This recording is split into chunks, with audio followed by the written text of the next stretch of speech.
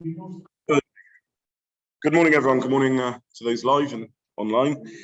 So this is our last year on the series of Chumra, what a stringency is and what its place is in Halacha. So I am open for nominations and suggestions for new topics. I've had a few that have come through, but if anyone wants to nominate a topic, please do so. So we looked at, just to summarize the previous shiurim, given that there's been a gap over the Shavuos break, we looked at the concept of Chumra and discussed how Chumra is a generic term that means a little bit of too many things. It doesn't mean one specific concept, it means many different concepts. It can mean simply be a label for the core halacha that someone arrives at, the core halachic conclusion that someone arrives at. And we discussed darkei Pesach, the concept of there being different styles of paskening, different algorithms or equations or factors that people would use for Pesach. And for those reasons which are familiar to us, it may be that one Posek comes to a conclusion, the Chumra, and another Posek comes to the conclusion, the Kula. One decides that the halacha is to be stringent, another one decides the halacha is to be lenient. This isn't our topic. This isn't a case of a chumrah, someone adopting a stringency. It's just how they understand that the core halachic outcome emerges. That's not what we're talking about over here. What we're discussing over here is where one recognizes that the core halacha is to allow something, and nonetheless, one wishes to be Machmir, one wishes to be stringent, or a community adopts a stringency, or a rabbinic leader imposes a stringency. And the question there is, what's the idea of this? I mean, if the core halacha is that it's allowed, if this is legal, if this is mutter, if this is permissible, what would be the idea of saying that this nonetheless shouldn't be done? I mean, if it's allowed, it's allowed. If it's not allowed, it's not allowed. So this is what we're talking about when we're talking about the idea of chumrah, of a stringency in halacha. Now, we discussed a number of reasons why one might be machmir, even if the core halacha allows something. Some of them are more pragmatic. And then the final reason we discussed is almost more conceptual or mystical in terms of understanding what halacha is. So why might one be stringent?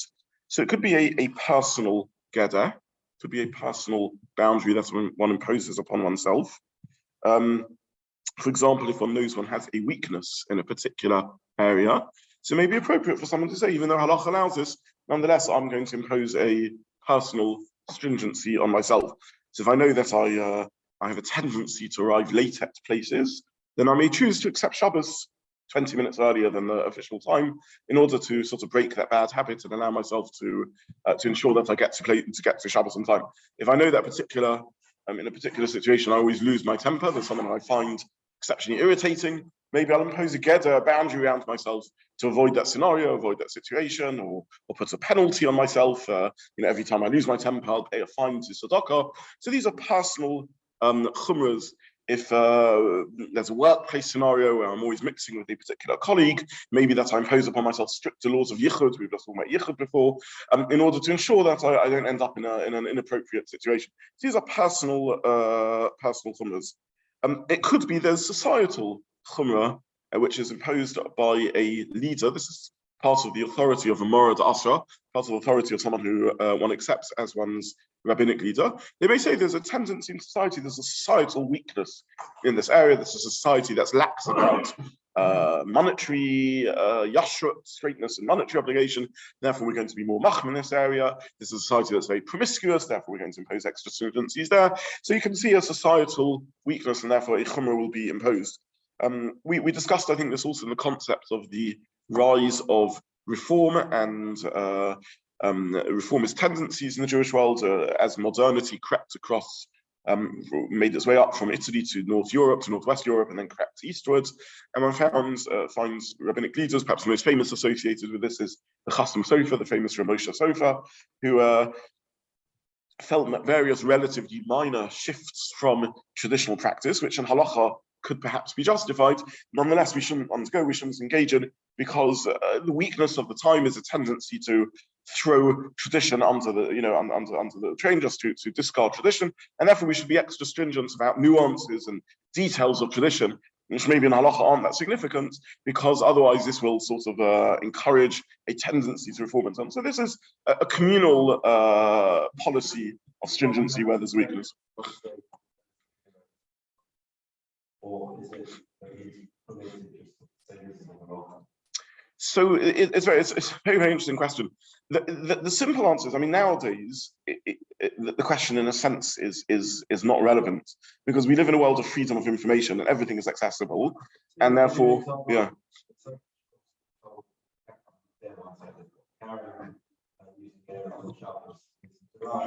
Yes.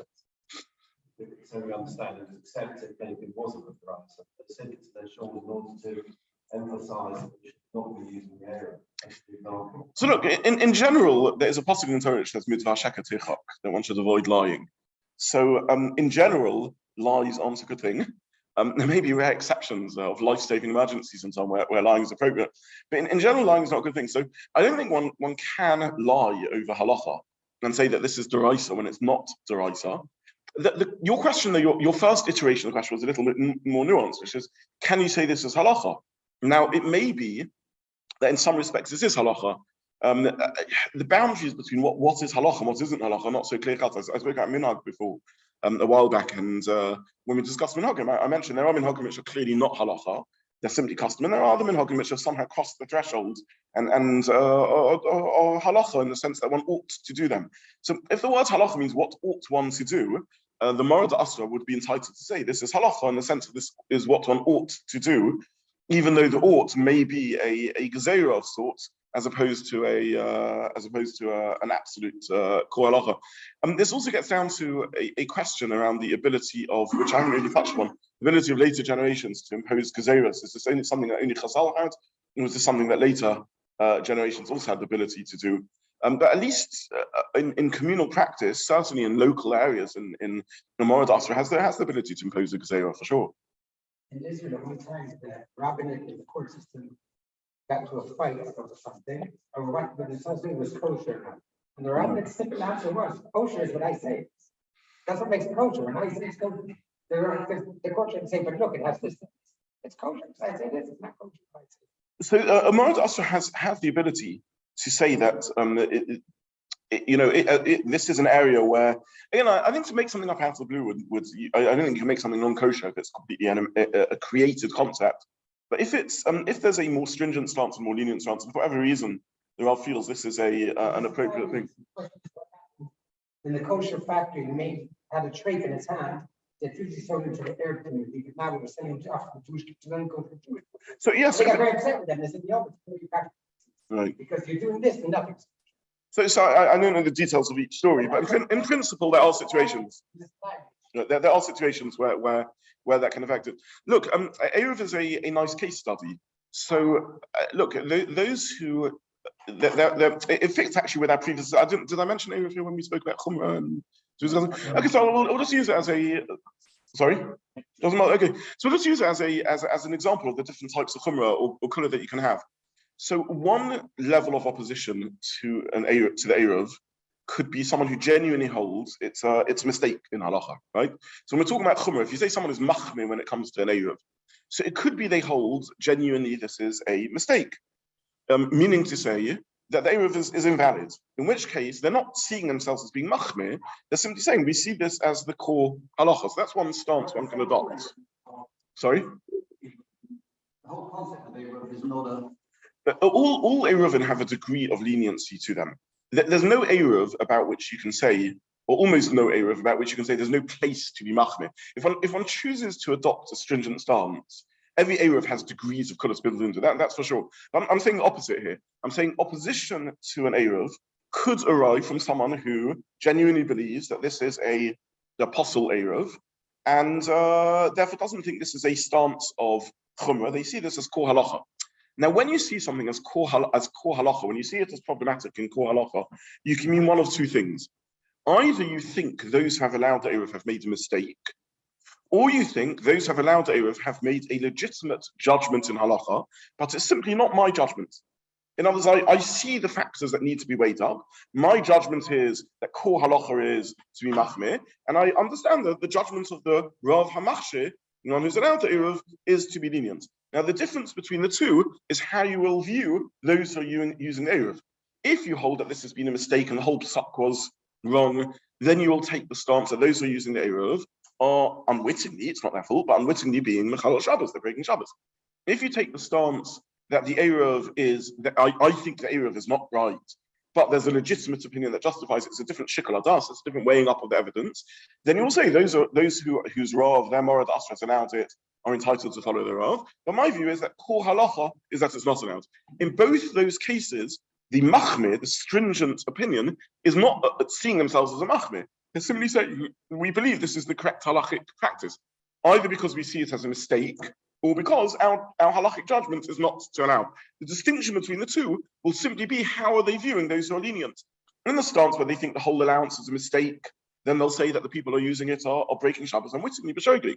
In the situation in which they're saying that this is a justified Pesach, but it's not our Pesach, then they're saying what they're doing is right to follow their Morad Asra.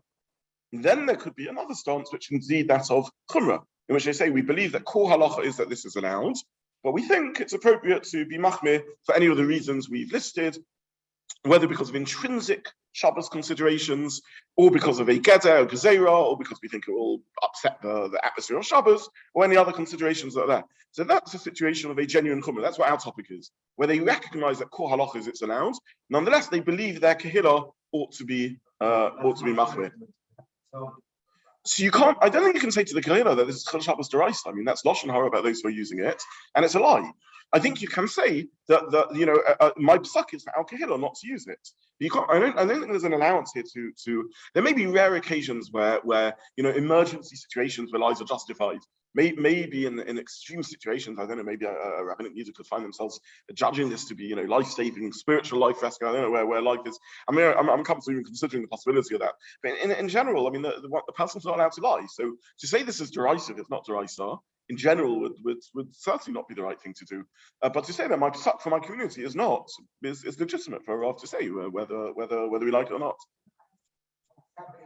Yes. Halacha is this way, but we don't tell them. They shouldn't know it's the halacha. They knew they told them. So clearly he is not. There's a difference in all codes of honesty between non-saying of something and saying something that's a lie. Again, I think nowadays all these questions are irrelevant because I think everyone Googles everything and the internet's on. But in principle, it could be justified not to tell someone something. That could be. We say, we tell them it's us because if they knew, they do other. So that's an example of an effective one. There's many examples of halacha and moonkin, but one example of that could be the concept of gezerah. In other words, in core halacha this is allowed, but this is something one shouldn't do for these reasons. We spoke about other reasons, for example. I mean, complexity. We had some discussion around Pesach when it comes to Hilchas Pesach. So in Hilchas Pesach, there's a very old Minhag Yisrael, really, to be Machmir, to be exceptionally stringent when it comes to Hilchas Pesach. Now, this is we have history of this going back at least 1,000 years of this concept. So really, it dates back already to the Gemara. And I mentioned it's legitimate for, and I think every Rav would give a Pesach like this, in which they reiterate again and again and again, good practice is to only buy things with the Hechsher on Pesach. Now, in my Pesach Sokim, again and again will say that. I say good practice is to only buy with Pesach. But core halacha is if this is allowed or not allowed. And the reason is because halachas of Pesach manufacture are exceptionally complicated. And you tell someone that coffee doesn't need a hechsher. Well, what do you mean coffee doesn't need a hechsher? Decaffeinated does need a hechsher because the process of removing the caffeine is to soak in alcohol, which can be chomet. If it's flavored, it has a problem. Sugar. Well, regular sugar doesn't need a hechsher. I mean, sugar is just sugar, but as soon as it's free-flowing, it could have a free-flowing agent added to it. A free-flowing agent, something to dry the particles, which is a starch. The starch could be a kitnius, or the starch could be flour. So it's legitimate to accept that the complexity of kashrus over Pesach is such that it's right to say, I want my community to only buy things with a hechsher. Again, that's a reasonable Pesach. And I know there was a lot of discussion around the Beis Din that in the COVID years published in extremis Pesach, and people say, well, if this is okay in COVID, why isn't this okay always? And the response is a legitimate response, which is in normal years, it makes sense to say only buy things with a hechsher. In a year in which there's crisis and we need to get people going shopping for us, or we're stuck, or there's supply chain problems, then it makes sense to revert back to core halacha and explain to people this is okay and this isn't okay. It's very confusing. I find myself confused unless I do chazara. So 1 minute, caster sugar is okay, but icing sugar isn't okay, and this. So it's legitimate to accept that human nature is. Now, the first year, everyone will remember the distinction between the different types of sugars, and the next year we'll all remember in our minds, oh yeah, sugar was okay without a hafsha. So I think these are legitimate chumras. One can have a rich debate about the boundaries of chumra and when there shouldn't be a chumra and should be. But in principle, this is the background to the idea of chumra. The final concept of chumra we discussed before we discuss the limits of chumra, the dangers of chumra. The final one is in a way that to me the most fascinating one, because it brings out the full extent of the human relationship to halacha. Now, we've discussed on previous occasions the concept of shivim ponim la Torah, 70 faces to the Torah, or elu ve'elu tiv v'lekim chaim. These and these are the voices, are the words of the living God.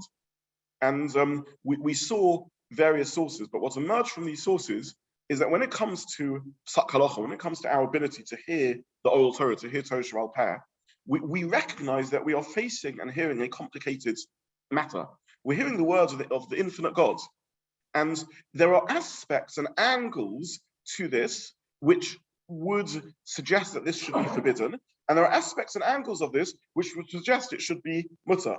The Ritva uses the language of memtes ponim lekan and memtes ponim. There's 49 arguments to say, the Gemara already mentions this, that a Talmud that's a Gila Ra should be able to argue 49 reasons the Tameh and 49 reasons the Taheh, 49 to purify, 49 to forbid, to say impure. Now, the Pesach halacha, therefore, will be the devil in Zizel, will be the last 2 points. Does it swing to 50-49 or 49-50? Which way? And the Pesach halacha will be in the nuance of the final decision. And this is because we have this model of Torah Sheba'al Peh, in which Torah is created through us hearing the Devar Hashem. Torah is a partnership in some respects between us and HaKadosh Baruch Hu. And we mentioned numerous Mamari Chazal around this, the famous Tanul de Be'achonai, in which a baskol, a heavenly voice comes out, and Chazal ignore the heavenly voice. And they say it matters what we hear. The Gemara says, "Nitzchuni bonai." Hashem responds, "My children have been victorious over me." And the Gemara says, "How does Hakadosh Baruch Hu learn?" Hashem Himself learns. Eliezer B'ni says like this. Akiva B'ni says like this. My son Akiva says like this. My son Yishmael says like this.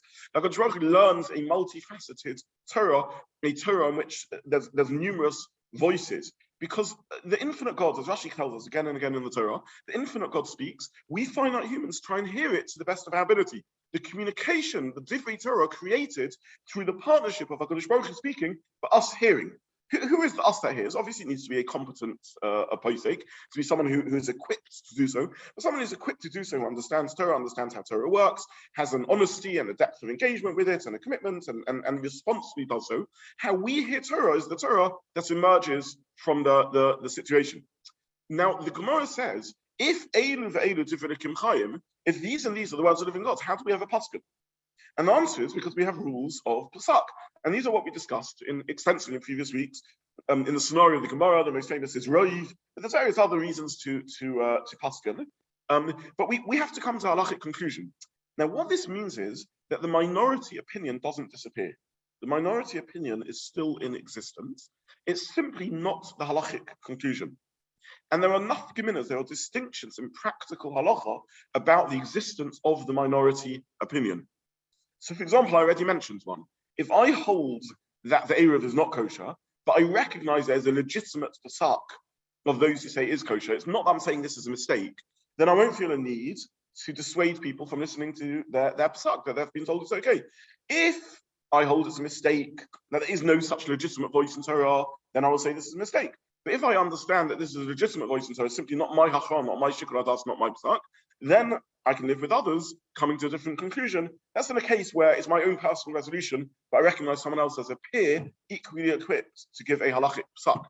But there could be other distinctions. A minority opinion could be one upon which one can rely in a shas hatachak, in an emergency situation, or in a b'diavad after the event. So a majority opinion says this is not allowed. A minority opinion says this is allowed. The minority opinion might still be relevant in an emergency situation, shas hatachak, or b'diavad, a situation post facto. Similarly, the opposite way around, a minority opinion might be relevant for one who chooses to be Machmir, to be stringent. And this is the final device of stringency that I wanted to speak about, and I alluded to last week. which is where one knowingly adopts a more stringent opinion, even though one recognizes this isn't the core halacha, because this is an opinion in halacha, and I want to be mahadeh, I want to beautify, I want to enhance my relationship to mitzvahs, even by keeping minority opinions. And the way to think of this is as follows. In this concept of what halacha is, there's a number of channels that we have of relating to HaKadosh Baruch Hu, a number of spiritual pathways. The minority opinion, even though it's not la halacha, and therefore as far as core halacha is concerned, this is allowed, nonetheless remains a legitimate spiritual pathway to God. Why is it a legitimate spiritual pathway? Because it was heard by a genuine receiver of Torah. In other words, if we see Torah as a partnership between us and HaKadosh Baruch Hu, the infinite God speaks, but we need to hear the words of Hashem. And how we hear it is what creates the communication. Again, the analogy I used is as follows. If I'm here sitting speaking to you, who is creating the communication? So you may say, I'm creating the communication, I'm speaking, you're just listening. It's not true. If I was speaking to myself, I would just be saying syllables, I would be saying sounds, this wouldn't be communication. What makes this communication is that I'm speaking and that you're listening, and together this is creating the communication. There's a partnership going on over here. And more than that, I'm not the sole creator of the communication. You're molding the communication because each of you are hearing this in your own way, in your own style, with your own personality, with your own knowledge, with your own viewpoint, with your own perspective, with your own experiences. You're all hearing it uniquely. You're hearing it slightly different to how I am saying it. And you know what? Not just slightly differently to how I'm saying it, better than I'm saying it. Because as much as I'm saying my ideas, you're listening to them and integrating them into your own worldview and your own knowledge and your own insight. And therefore, there's aspects that you're hearing that I'm oblivious to, that I'm aware of. I'm aware of in what's being said. Sorry, yeah. Yes. Yes. So we paskin in general like Beis Hillel against Beis Shammai for one of several reasons. Either because they're the majority, Nimnu v'Gomru, they voted and Beis Hillel was the majority, or actually the same Gemara there that speaks about Edu ve'elus, it says, so why do we paskin? One of the reasons it says is because Beis Hillel listened to Beis Shammai, and Beis Shammai didn't listen to, or listened better to Beis Shammai than Beis Shammai listened to Beis Hillel. The Gemara says, if you notice in every mission, Beis Shammai's view is always put first. So Gemara understands to be reflecting an editing technique to indicate that Beis Shammai effectively spoke first. Beis Hillel heard what Beis Shammai had to say and then responded. So this would be another reason to follow him to Pesach. If one opinion has heard the other one and considered it and rejected it, that gives it greater weight in Pesach. This is the basis, by the way, of the halachic principle of halacha kabasroi. The halacha is like the later opinion in history, generally speaking. So if a later opinion voices an opposition to an earlier opinion, we would assume that the later opinion has heard the earlier opinion and considered it, whereas the earlier one may not have considered the voice of the later one. So that's a part of Pesach. In a world where conversations don't always take place, the one who converses better is more likely to have arrived at the truth. So there's a number of mechanisms that we use for Pesach, but however we arrive at Pesach, the different opinions have all heard what's being said. They're all genuinely creating the Divrei Torah. So let's say we have a machlokas in the Beis Medrash, and 60 scholars form one opinion, 40 form the other opinion. So the halacha will be like the 60. But the 40 have genuinely heard Devar Hashem in a certain manner. They've genuinely heard the words of God in a certain way. And you know what? They're not wrong for having heard it, because human reason weighs things up in different ways. This is genuinely what they've heard of what Hashem had to say. So we don't paskin like the minority. Nonetheless, the minority remain a living force. Divrei Elokim Chaim. Their words remain the words of a living God. So the minority are relevant if they're more lenient to follow in Shas Hatachak, in a emergency situation, and they are relevant if they're more stringent for one who wishes to adopt midat chasidut, the way of piety, to adopt chasidut, the style of doing extra, of contributing extra to their relationship to Hashem. Let me try and explain this a little more clearly. We are in a relationship with Hashem. The relationship Hashem wants us to have with him is not passive. So we're in an active relationship with Hashem. We are partners with HaKadosh Baruch Hu. We are b'nei bris. We are covenantal partners with Hashem. Now, I'm not claiming this is a partnership of equals, but there is a partnership there. In other words, Hashem wants us to contribute something to the relationship, to do something. How does that make sense that he wants us to contribute something? Does he need us? No, of course not. But he created a world in which within the world, he has given us opportunities to contribute, to genuinely, sorry? Yeah, yes, absolutely. Malchus needs us in a certain sense. He's given us the opportunity to correlate him. He's given us the opportunity to contribute, to take responsibility for the world within which we live. Now, this has many implications. One implication is what we just spoke about, that the creation of Torah itself, it's our responsibility to hear Torah, but this also has implications in the world of action. Now, part of this responsibility, or part of this creativity granted to us, is that of adopting the midah of Chasidus. The midah of Chasidus, or piety, actually the Hasidim themselves, I don't mean the modern day Hasidim, I mean the original term Hasidim Rishonim, as referenced by the Gemara, they describe this midah of Chasidus as mitchased in bara, doing an act of kindness to God. In other words, if you're in a relationship with someone where it's just a business-like relationship, a commercial, transactional relationship, you do your responsibility and no more. But if there's a connection, a friendship, a warmth, a love, a care, then you may go, and you may do extra, you may contribute, you want to give little gifts, you want to give little extras. So it's a concept of mischased in bara, of doing an act of kindness to God. God doesn't need us, God has everything, but God has created a world in which he said to us, this is the world, fix it up, make it into a better place. And you say, you know what, I want to go beyond the letter of the law, I want to make it a better place beyond that which is demanded of me in halacha. Now, in Adam Lechavero, in human relationships, we all get this. We understand this. When we relate to people we love and care for, we do extra. And actually, even people we don't love and care for, we understand there's extra. We give tzedakah beyond perhaps the halachic boundaries of tzedakah, beyond the technical obligation, because we see someone suffering and we care about them and we empathize with them, we sympathize with them, we want to fix up the situation. The Gemara says in Dinei Mominus, in monetary relationships, don't be overly litigious. The Gemara, in fact, says that the reason the Beis Hamikdash was destroyed, so there's many reasons the Gemara gives why it's destroyed, but one of the reasons the Gemara says why it's destroyed was Hemidu Dinei Mal Din Torah. They were litigious. Every argument they had in Dinei Mamonot, every argument they had in monetary matters, they took to court, they took to Beis Din, and wanted to resolve it through litigation, through din. You know what, the situations where you don't resolve things through din, you don't need to resolve things through strict justice. You know what, the other fellow, he's a bit of a schlepper, a bit of a schlemiel, he messed up. Who cares? You know what? I'm going to just turn a blind eye and let this pass and accept that. You know what? I could demand a better service. I could demand a refund. But this is his panosa. I'm going to give him space. I'm going to leave it. So there's a concept of recognizing there's a spirituality beyond halacha itself, and the same concept of recognizing the spirituality beyond halacha itself applies in Ben Adam Lamakom. Also, since there is a minority opinion that adopts this stance, this is a extra channel of relationship, of connection, which is accessible to me. In the same way as I recognize in human relations, doing something extra, going beyond the letter of the law, turning a blind eye to someone's failure in a monetary obligation and saying, let them get away with it, is an improvement of the world, is a kinder, greater chesed interaction. Similarly, in matters of spirituality, even areas of spirituality about which I have no concept. So I may not know what it does in Arba Minim, in shaking my lulav and esrog. I may not know in Shartmas what it does to wear woolen linen, but I recognize if this is the halacha, clearly there's some spiritual value to it.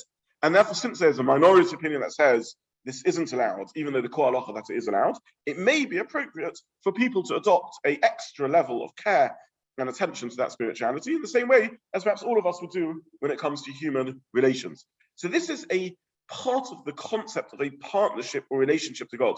If our relationship to Hashem was that of robotic obedience, if our relationship to Hashem was that of servitude and slavery, then it would make sense. What does a slave do? The minimum they can get away with. But if it's a genuine relationship of partnership in which we have real ownership and responsibility for the spirituality of the world, then there could be situations where it makes sense to be mitchased, to do chesed, to do kindness, not just to each other, but also to the net spirituality of the world, which is what the Gemara calls mischased in Boro, a kindness to the Creator.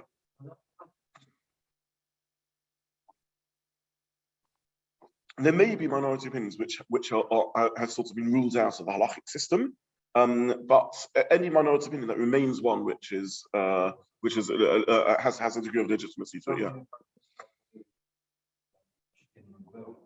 Yeah. So in the area of Shas Chak, it's complicated, but generally the rule of thumb is if it's a view that's made it into the Beit Yosef, that's the general rule of thumb. So there are parameters around this, yeah. Yeah. I'm not suggesting that we can call Shas for every Posek and then decide everything is a Shas Chak. This is difficult for me. Yeah. Yeah. Yeah. Yes. Okay, so to summarize the final explanation of Chumra, the final explanation of Chumra is called Chasidus. the concept of Hasidus. The Gemara tells us, for example, the Hasidim Harishonim used to spend an hour meditating before tefillah. Now, is that an obligation? No. But will it enhance that tefillah? Yes. So a Chassid is someone who chooses to enhance their spirituality. How can I enhance our spirituality? By meditating an hour before tefillah, by not being litigious, taking everyone to court every time they let me down, but having a generosity and a relaxation of spirits in how I deal with mominers. And even though it's harder to relate to, by being Machmir about Posek or sharpness or Arba Minim, even though I have no concept of this. By the way, there's another example of Chasidus that many of us adopt, which is Hidur Mitzvah. Hidur Mitzvah is also a type of Chasidus, which is beautification of a mitzvah. I can do my mitzvah with a menorah made of, bottle caps, but I choose to do my mitzvah with a beautiful menorah. I can do my mitzvah with a very basic thing. I choose to buy a mezuzah case. We all do that. We beautify mitzvahs. That's another example of the human contribution to spirituality. Aesthetics are us. Aesthetics are human experiences. But I recognize that when I aesthetically engage with a mitzvah, I'm doing the mitzvah in a better manner. We all do Chumra, we all do Chassidus in other areas when we try and understand the reasons behind mitzvahs. So the reasons behind mitzvahs also are a deep engagement. I can technically tick the box. I can be yoked to the mitzvah if I do the mitzvah without understanding anything about it. Even if we say mitzvah shrichas kavana, mitzvah needs intention, the intentionality is very basic. It's just the intentionality of, I know I'm doing it as a mitzvah. But engaging in the reason behind the mitzvah is a deepening of the relationship. So we all look to deepen our relationship with Hashem because we all understand it's a relationship with Hashem. It's not just a tick box exercise of obligation. And Chumra is simply another way of deepening the relationship. This is the final aspect of Chumra. Again, in a moment we'll discuss the pros and cons of this, but this is the final concept of Chumra. In the Halacha, Zekeli and Veil, or in Sukkot, that creates a doubt. Yes. Those are within the Halacha systems to use the Halacha. Okay, so there are situations where Hidur is part of the obligation. And Priyat Tada is an example of that. But very often, Hidur is not part of the obligation. There's no chiyuv to have a nice menorah, there's no chiyuv to have a nice mezuzah case. That's why I selected my examples with care. And there could be situations where beautification is part of the halacha. There could be situations where, in dinim mominus, not demanding something of someone is a halachic requirement. There are situations where it's purely voluntary, and that's the concept of Chumra. I'm not saying every Hidur is that. I'm saying the majority of Hidur are like that. So if you ask one Sefer to write, the letters are exactly the same. Yeah. You could have £20,000 Within the Sefer Torah itself, yeah, absolutely. Same letters. Absolutely. So what makes one Sefer Torah more mahudah, more beautiful than other Sefer Torah? So some of it is aesthetics, simply the skill, the artistic skill of Sefer, and some of it is halachic. And the Sefer is put, and others are factors. Okay. So this is the concept of Chasidus or Chumra, and the final sort of explanation I wanted to mention in terms of Chumra. Now, how should one decide whether to be Machmir or not, whether to be stringent or not, and what are the dangers? I've got a couple of questions here. So I've been asked, even though the minority opinions are part of communication from Hashem, if it is more Machmir, why is following it any form of Hidur? So it's simply as I've explained, this is an extra route or an extra channel of connection. I can see how it flows with mitzvah say, but less so with lo say. Again, I'm not going to go into the details, but the same thing with lo say, there could be prohibitions in which something is allowed as far as core halacha is concerned, and nonetheless, adopting a more stringent path is a deepening of the relationship to this. Now, what are the limitations on Chumra? So actually, this is the right week to speak about it because yesterday we obviously learnt the Parsha of the Nazir, and in the concept of Nazirus, you have a chumrah of sorts. You have someone who accepts upon themselves voluntarily to pledge adherence to halachic restrictions beyond that which are imposed on regular people. So we're allowed to become Tomei Mace unless we're Kohanim. We're allowed to have wine. We're allowed to shave, and we don't have to pay unkempt. And the Nazir accepts upon themselves prescriptions against wine, against Tomei Mace, against haircutting and shaving and the like. And in that concept of Nazir, there's a very famous discussion about whether the Nazir is a special person, a remarkable person, a good person, or in some respects a chote, a sinner. Now, this is, I mentioned actually yesterday, my Joshua, this is a machlokas that has really reverberated through the generations. You see it as a machlokas tanoim already in the Mishnah era. There's discussion around this. There's in the Gemara. There's Amoraim that speak about this. Shmuel in the Rishonim, the Rambam, the Ramban. This is a debate through the generations, which on some level is a debate about Nozir. How do we view a Nozir? And on some level is a broader debate about the place of asceticism and Chumra in Halacha. The Pesukim themselves, as I mentioned when I spoke, the Pesukim themselves are unclear. On the one hand, the Nozir is referred to as Kadosh, Nezer Kavaroshe is the crown of HaKadosh Baruch on his head. On the other hand, he brings a carbon chatos. A sin offering is a sin offering for adopting the Chumra in the first place. Who asked the Nozir to take on extra Chumra, extra stringency? Or is a sin offering because the Nozir has stopped being a Nozir? Maybe the Nozir has fallen a level by stopping being a Nozir. This remains a machlokas through the generations. Now, this is one word of caution around Chumra. That sometimes taking upon oneself an extra stringency is not the right thing to do, because the Torah said this is allowed. Who asked us to take a extra prohibitions upon oneself? There is a tshuva the Ramah in Siman Nun Daled, where the Ramah writes quite strongly about the limitations of Chumra or sort of awareness around this, and he quotes, and I simply use this Ramah because it was a good likut. Of all the places, he quotes the Gemara in Yerushalmi and in Nadarim. Lo dayach mash asra la haTorah. La haTorah. Is it not enough for you that which the Torah prohibited? You want to make more things asra on you. Like, who asked you to create extra isurim? This is the Gemara speaking about the concept of a neder. The Gemara is not a big fan of taking Nadarim at all. Because every neder, every oath that person says, is imposing upon themselves isurim beyond that which the Torah does it. The Gemara says something about which you are potter.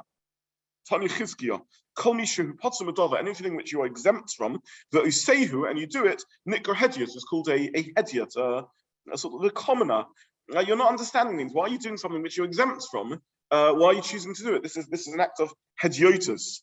And there's a remarkable Gemara in which Shmuel says to Rav. So whenever we learn Gemara, that one of the main pairs that argue with each other, you have Beishamah and Beisilel, and you have Rabbi Kiva and Rabbi Shmuel, so you have Rav and Shmuel turns to Rav, and he says to Rav, Amnei Shmuel Rav, Achol, eat, or I will write about you that you're a Zokin Mamri. You are beginning against Halacha. This is mutter, and you're trying to be frum and say this is, being Machmir. You're a Zokin Mamri. Your colleagues have discussed this. The conclusion has been arrived at. The Halacha has been paskened, and you're choosing to be Machmir. You're a Zokin Mamri. We spoke about this topic of Zokin Mamri when we spoke about Toshma. A Zokin Mamri is someone who refuses to accept the Pesach of the Beis Din, the Sanhedrin. The Sanhedrin has ruled this is okay. Why are you being Machmir? So the idea of being Machmir needlessly certainly is a dangerous thing. What are the dangers of being Chumra? Number one, in a sense, it can be on occasion an act of defiance of the Halachic system. The Torah says this is mutter. Who do you think you are cleverer to be osa? In fact, there's a Pischei Tshuva, a very famous Pischei Tshuva in Yeridea. The Pischei Tshuva is printed on the page of the Shulchan Aruch. One of the prominent poskim who brings various important Halachic sources, and he speaks about a case where something less than 1 in 60 dropped into the pot. So you have the concept of bittul, of nullification in halacha, and there he actually has a discussion about whether it is or is not a reasonable chumrah to be machmir, to be stringent. So again, a piece of pig falls into your cholent, and it's less than 1 in 60. So I think most of us would have a very visceral reaction. Charles, you're making like yuck. Like, do we really want to eat this? So the Pischei Tshuva brings those who indeed take the stance. They say it's true the Torah says this is allowed, but come on, this is not kosher. This is all. And then the Pischei Tshuva brings another opinion. Says this is heresy. If the Torah says it's allowed, then who are you to say it's not allowed? We don't have pig not because we think it's a horrible meat. Maybe presumably it's very delicious. We don't have it because the Torah told us it's not allowed. The same Torah that told us not allowed tells us that there's bittul and that this should be allowed in this situation. And therefore, the person who cringes at the idea of eating this is heretical. So Pischei Tshuva himself brings this sort of nuance, this complication about whether it's appropriate to be machmir against something which is a halachic. Yes.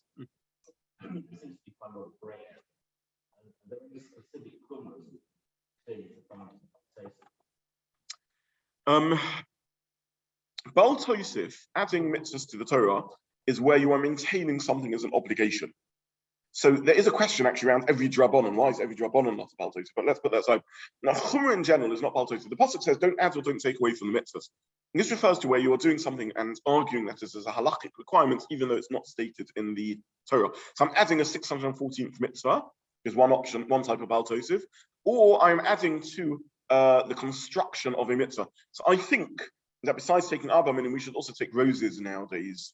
So we should take 5 species. Or I think it's important in the Parsha Tefillin that we don't just have 4 Parshas, but we have the 5th Parsha, because this is such an important Parsha that, in my opinion, it should be added to Tefillin. So that would be Baal Tosef. So normally Baal Tosef doesn't apply to Chumra, to stringency, because when I'm doing the stringency, I'm aware, this isn't Halacha. I'm just saying I want to do this as my own personal stringency.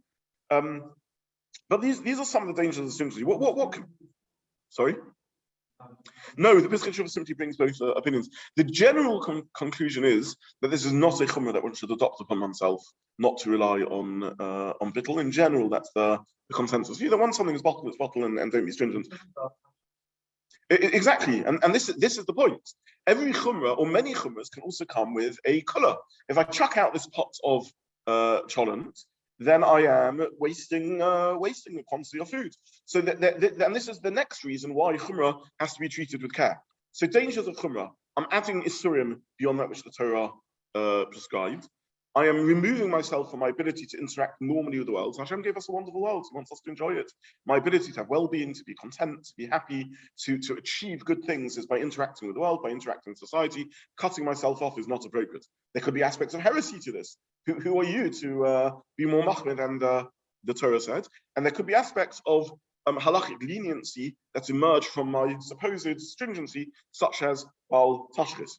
It could be halachic leniency in relationships. I have family, right? I have children, I have parents, I have siblings. My chumras mean that I can't interact with them in a normal manner. The Lopian, under whom I had the privilege to do the Shemesh, you say every chumra in the area of Taras Meshvacha, of family purity, is a kula in Shalom Bayis, is a leniency in relationships. One needs to have the possibility of a normal, healthy relationship and family life.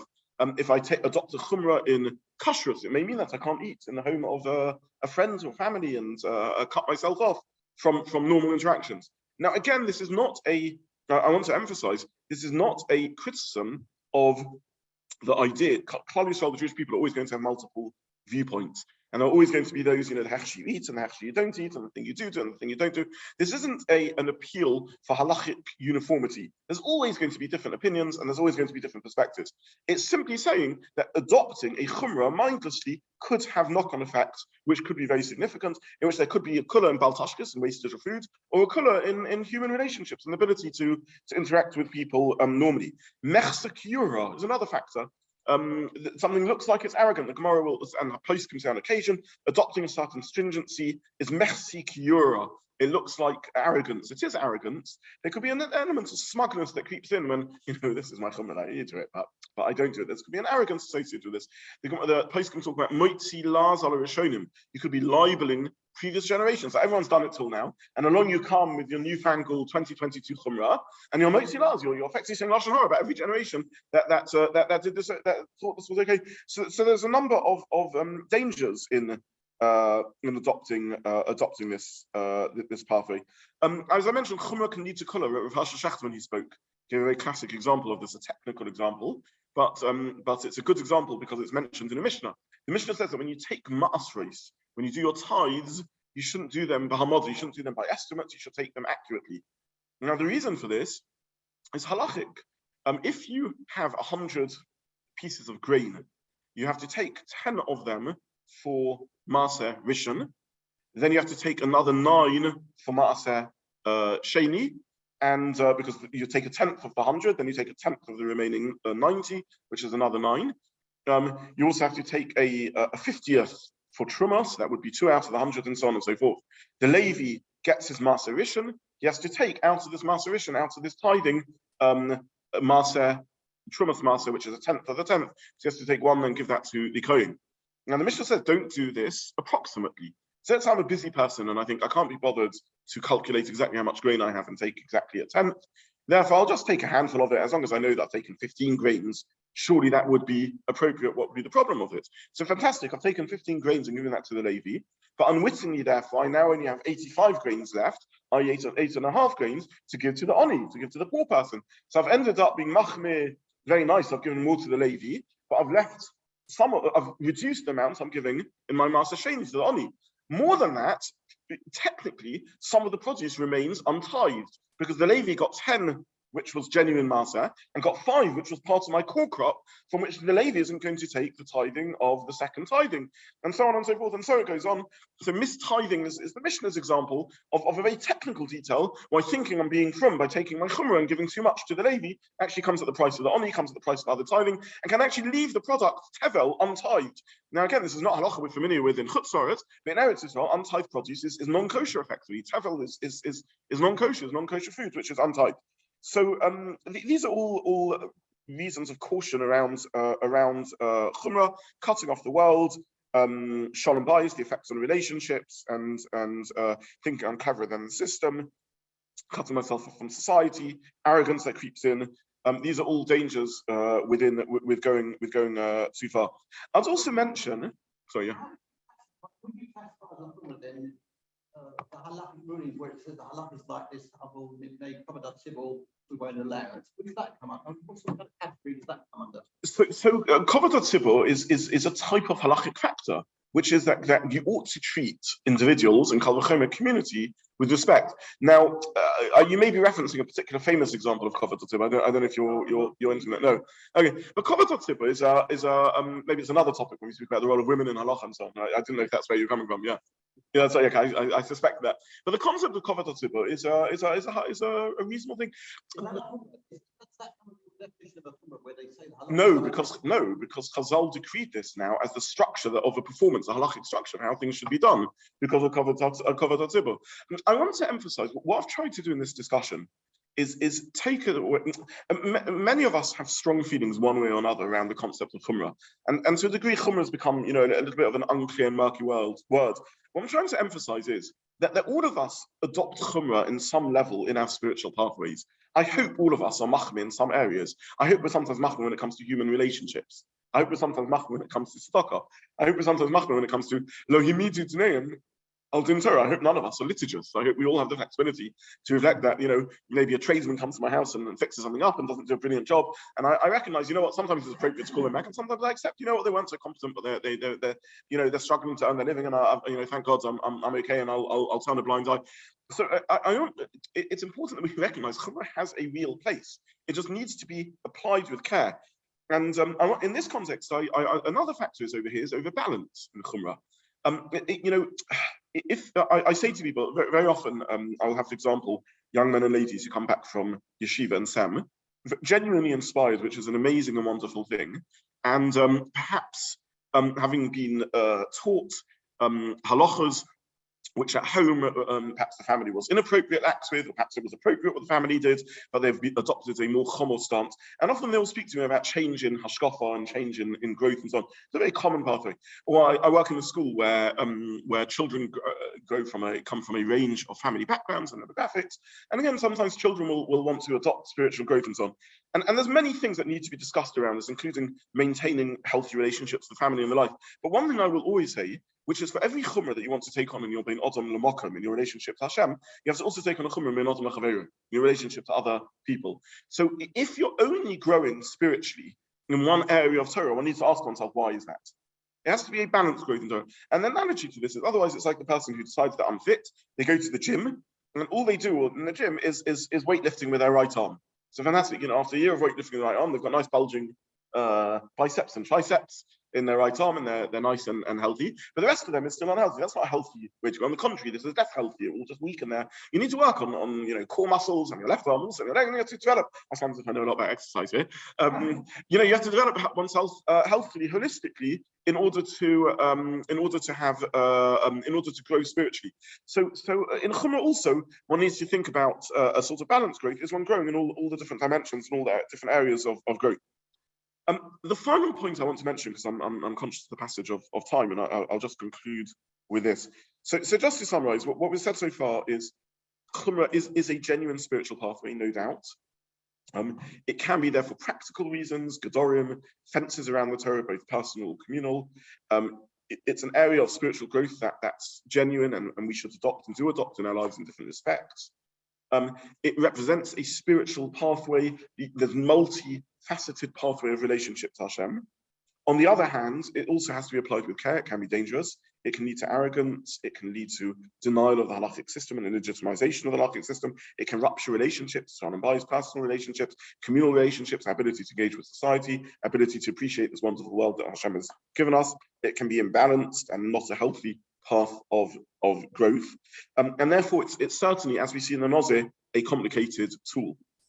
In terms of all of this, what I would say is, as I actually mentioned briefly in my Joshua, a lot depends on time and place.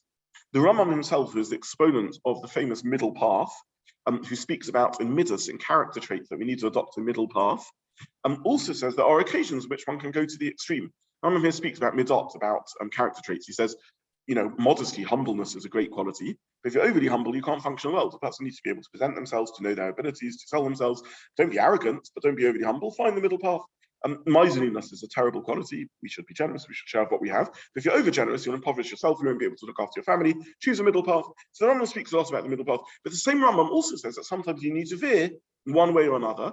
If, for example, you live in a society which is very weak in an area, maybe you need to counterbalance it by veering a little off the middle path. Or if you know you yourself are weak in an area, maybe you need to counterbalance it by veering off a little path. So Chumra has an appropriate place for someone who is spiritually sensitive and someone who's aware and realizes this is a situation which I need to veer in one way or another way a little bit in terms of my personal growth. I want to conclude with a Mishnah in others. The Mishnah says, Ein amaretz chosid, lo amaretz chosid, v'lo bor yarichet. Now, there are two terms the Mishnah uses over here. One term the Mishnah uses haaretz, a person of the land, and the other one is a bor. A bor in Hebrew means empty, something which is empty. So the Mishnah says a bor, someone who is empty, can't be a yarichet, cannot be a God-fearing person. But an haaretz, a person of the land, is often translated as an extremis, can't be a chosid. What the Mishnah means to say is an haaretz is someone who is a person of the land. That means they have derech eretz. They engage in functionally and successfully with the world. Derech eretz kodman Torah. You have to be a functioning person in order to engage seriously with Torah. If someone is a bor, if someone is empty, unproductive, completely not engaged in derech eretz at all, not a productive person at all, someone is an empty person, they can't be a yorichet, you can't be God-fearing. Only someone who is a functioning person can stand at and receive Torah. If someone is dysfunctional to the extent that they're just not engaged with the world in any meaningful way, the Torah is given to human beings. If one has such deep character flaws and failure of personality that one isn't able to interact in a normal manner, I'm not talking in situations, obviously, of ill health or the like, someone who has chosen not to work on themselves, to develop themselves into a healthy human being, that person can't be yarichet, they can't be God-fearing, they can't be someone who receives the Torah at all. Then you have the haaretz. The haaretz is not a bor. The haaretz is someone who's engaged productively with the world, but lo haaretz chosid, someone who does not have a meaningful engagement with the depth of Torah, with understanding of the halachic system, should not be a chosid, should not be a chosid, a pious person. Chosid means this midah of chasidut, of adopting chumra. So what the Mishnah is saying is, before adopting chasidut, chumra, one has to be sure that one understands the Torah content very well. Because as the Gemara tells us itself, I should have mentioned, the Gemara talks about this, the Gemara says someone who adopts the leniencies of both positions, this is a terrible thing. As someone who adopts the stringencies of both positions, mutually contradictory stringencies, this isn't a spiritual pathway, this is nonsensical. It doesn't make sense to adopt the stringencies of both sides. So lo haaretz chosid, unless one is learned and understanding of oneself and one's own position within the halachic system, and knowledge of the halacha, and one's own, as I mentioned, reflective pathway of knowing, is it or is it not appropriate for me to become a Nazir, as it were? Is it or is this not an appropriate practice? One should be very careful and cautious around these spiritual directions.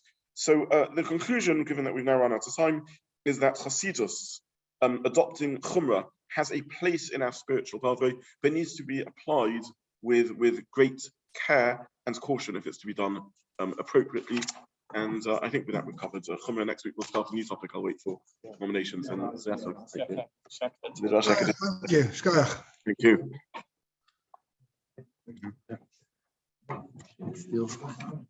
Yes.